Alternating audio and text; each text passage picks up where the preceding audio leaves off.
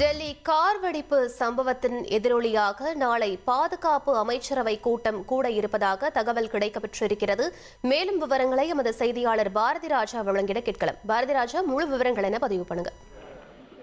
நேற்று மாலை நடைபெற்ற டெல்லி கார் வெடிப்பு சம்பவமானது தற்போது மிக தீவிரம் அடைந்திருக்கிறது. தற்போது அமித்ஷா, மத்திய உள்துறை அமைச்சர் அமித்ஷா தலைமையில உயர்மட்ட அதிகாரிகள் குழு கூட்டம் நடைபெற்றது. உளவுத்துறை டிஜி, அதே போல என்ஐஏ உயர் அதிகாரிகள், டெல்லி காவல்துறை இயக்குனர், அதே போல ஜம்மு காஷ்மீர் காவல்துறை இயக்குனர் என பல்வேறு உயரதிகாரிகள் பங்கேற்றார்கள். இந்த கூட்டம் தற்போது நிறைவடைந்திருக்கிறது. முதல் கட்ட FSL ரிப்போர்ட்டும் அமித்ஷா கிட்ட சப்மிட் பண்ணப்பட்டிருக்கு. இந்த நிலையில நாளை மாலை 5:30 மணிக்கு மத்திய அமைச்சரவையின் பாதுகாப்பு குழு கூட்டமானது கூட இருப்பதாக தகவல் வெளியாகிருக்கு. இந்த கூட்டத்தில் இந்த பிரச்சனைக்கு காரணம் என்ன, அதாவது டெல்லி குண்டுவெடிப்பு பாதுகாப்பு குறைபாடா அல்லது உளவுத்துறை தகவலால் ஏதேனும் பிழை இருக்கிறதா, அடுத்த கட்ட நடவடிக்கைகள் என்ன என்பது குறித்த பல்வேறு விஷயங்கள் இந்த கூட்டத்தில் விவாதிக்கப்பட இருக்கு. நம்ம ஏற்கனவே பார்த்திருப்போம், ஆபரேஷன் சிந்தூர் அந்த நேரத்தில் கூட இந்த அவசர பாதுகாப்பு குழு, அமைச்சரவையின் அவசர பாதுகாப்பு குழு கூட்டமானது கூட்டப்பட்டது. அது அந்த தாக்குதலுக்கு, பஹல்காம் தாக்குதலுக்கு எப்படி பதிலடி கொடுக்க வேண்டும், என்ன நடந்தது என்பது குறித்தெல்லாம் கூட அந்த கூட்டத்தில் விவாதிக்கப்பட்டது. அதே போல ஒரு சூழல் தான்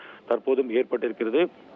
அது தொடர்பாக ஆலோசனை நடத்ததான் நாளை இந்த குழுவானது கூட இருக்கிறது. அமைச்சரவையின் இந்த பாதுகாப்பு குழு கூட்டம் என்பது மிக முக்கியத்துவம் வாய்ந்ததாக கருதப்படுகிறது.